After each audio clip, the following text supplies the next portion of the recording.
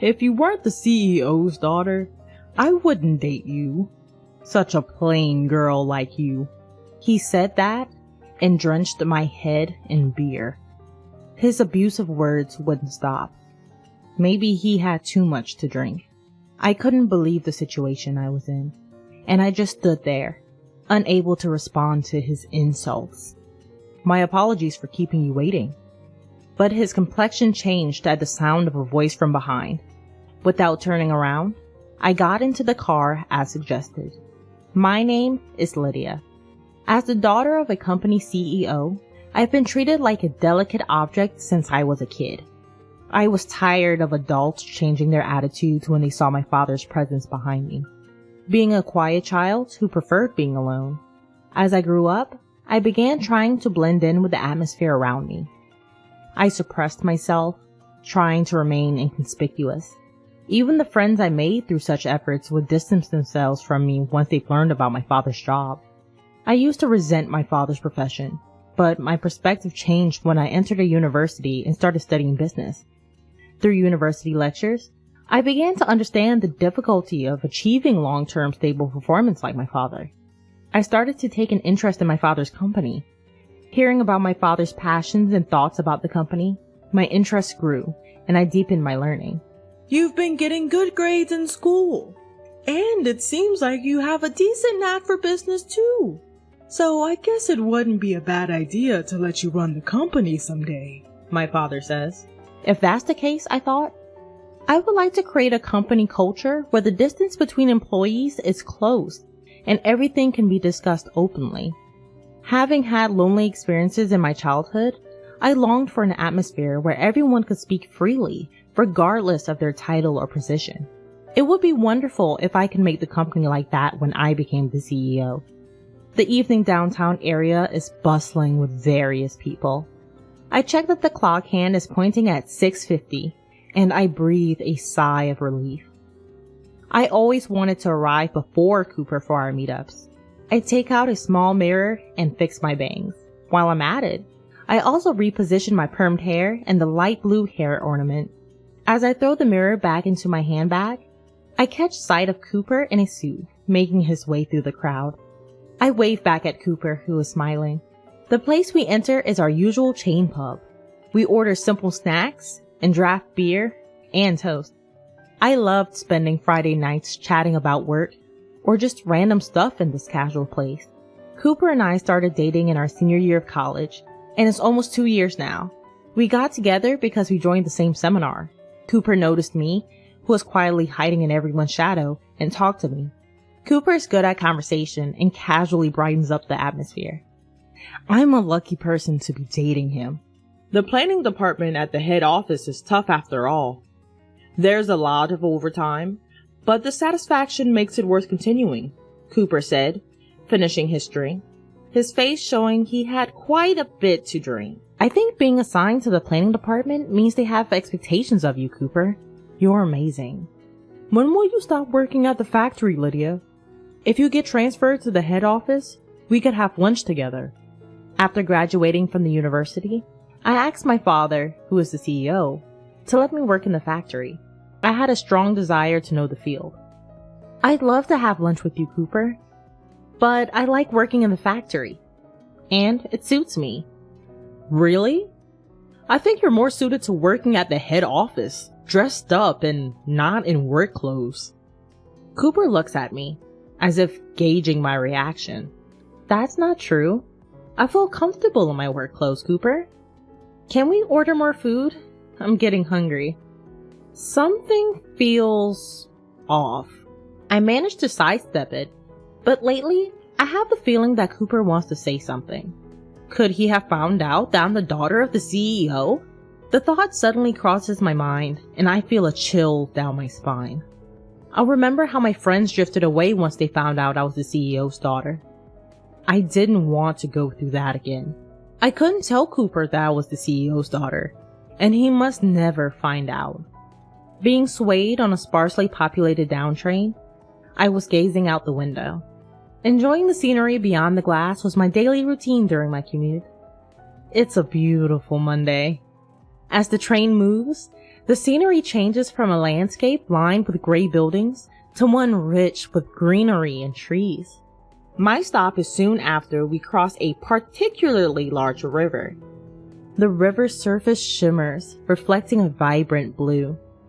I catch a glimpse of a middle-aged man and a puppy crossing the bridge, their figures shrinking in the distance. Good morning, Lydia. You're early. I was greeted by a coworker as I exited the station gates. Good morning. I always come at this time on Mondays. It's Austin, 2 years older than me. He's a friendly person who started talking to me on my first day at work, and he's been very helpful in many ways. We make small talk as we head to the factory. After getting prepared and arriving at my post, the workday begins. It was supposed to be a usual day with usual tasks. However, an unexpected accident occurred. It was just before the afternoon work began, right after lunch break. At that time, my father, the CEO, happened to be on a factory tour. Coming out of the break room, I bumped into my father, who asked me to pass on a message to my mother. It seems he had left his smartphone at home. He said he could have sent the message from his computer, but it would have been a hassle, so he was glad he could ask me. After sending off my father to the workshop, I turned around, and to my surprise, there was Austin. He was peeking through the conference room door, which was half open. Wait, Lydia, you're the CEO's daughter? What should I do? Austin had asked me. I tried to hastily make an excuse, but nothing comes to mind. Regret over casually chatting with my father wells up. Austin is sure to change his attitude towards me from now on. Word might spread around the factory, and everyone might start keeping their distance from me. Various thoughts swirl around, and I'm left stammering. Then Austin says, If that's the case, there's something I'd like your help with, Lydia. There are various systems I want changed. Could you tell the CEO for me? I was taken aback by Austin's unchanged demeanor, but I found myself interested in what he was talking about.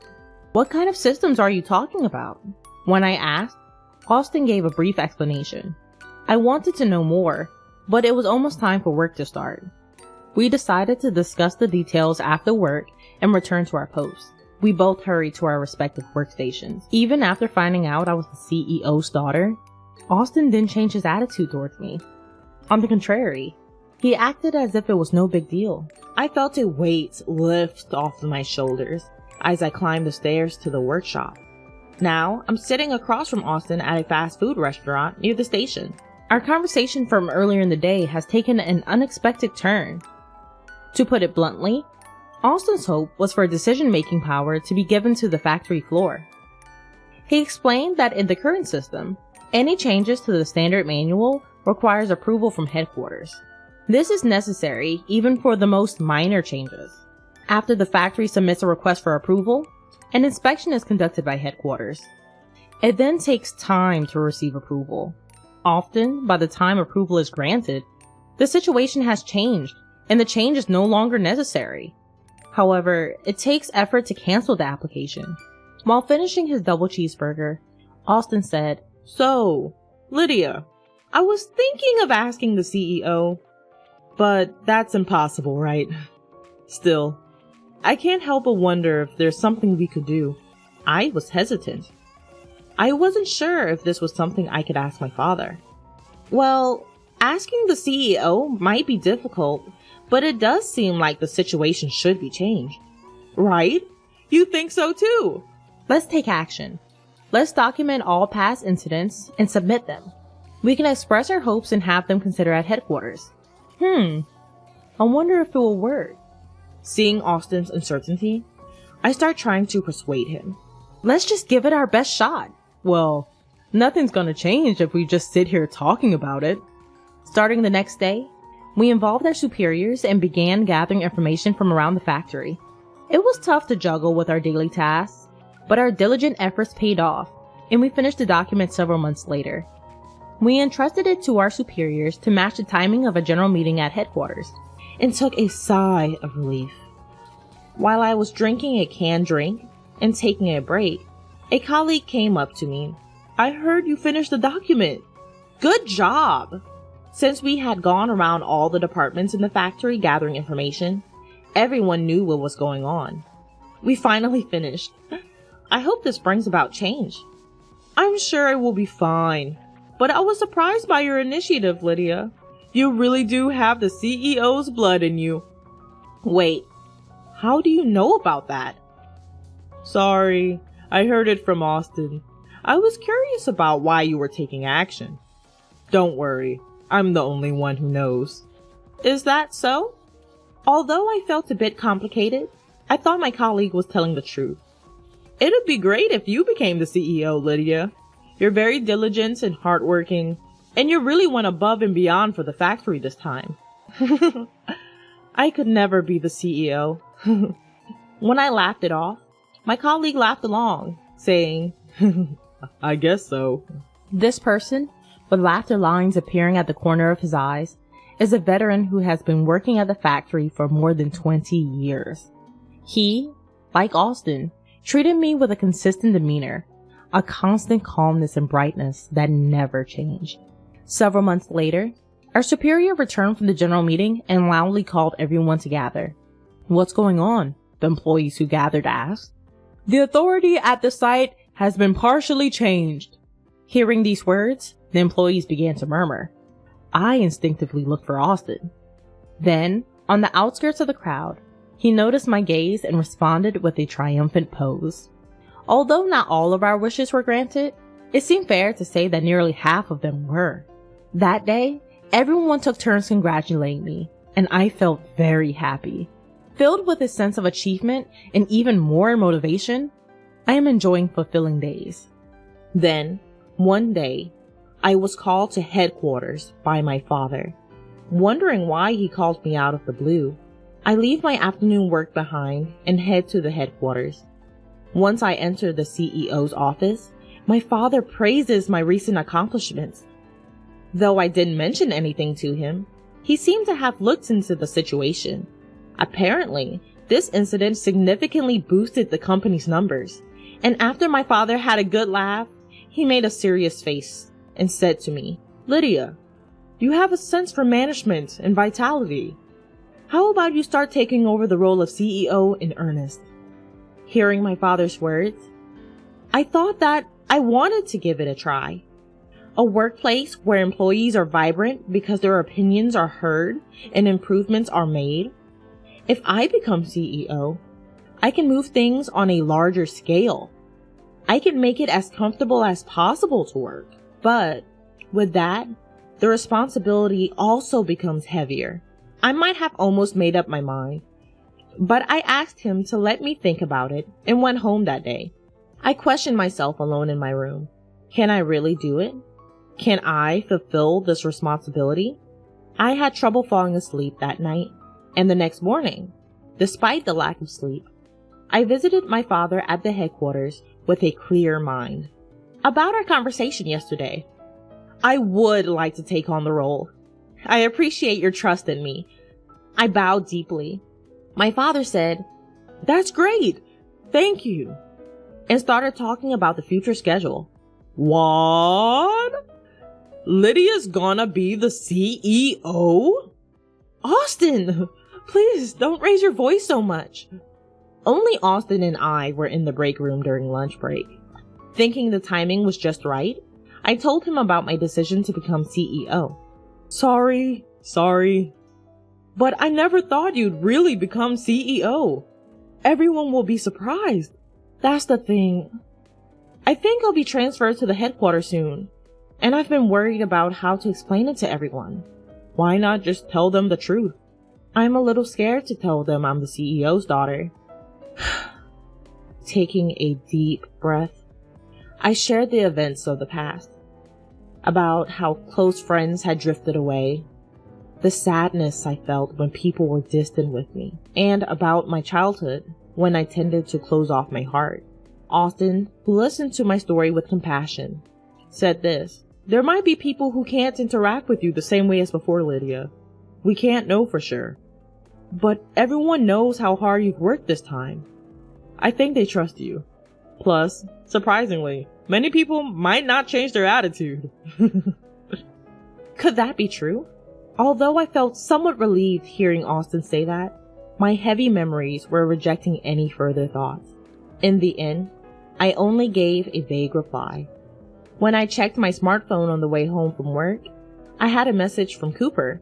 I hadn't seen Cooper in a while, just when I thought I had some breathing room from being busy with document preparation for the headquarters.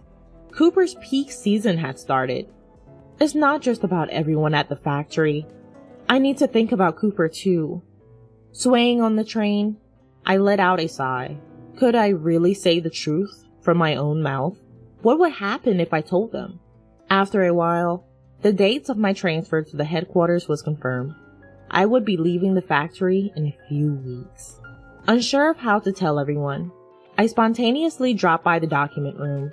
In the dusty room where various documents were stored, I opened a cardboard box near the entrance and pulled out a thick bundle tied with a black string. It was my work diary from the past. Looking back from my first day of work, forgotten memories come back. The times when I was a novice who knew neither left nor right. When I was taught work carefully. When a senior colleague spoke to me as I learned the job. And when someone treated me to canned coffee when I was down about making a mistake. As I looked at the diary, my mind became set. It's not about whether they accept me or not. I'll convey the truth with gratitude for everything so far, and sincerity.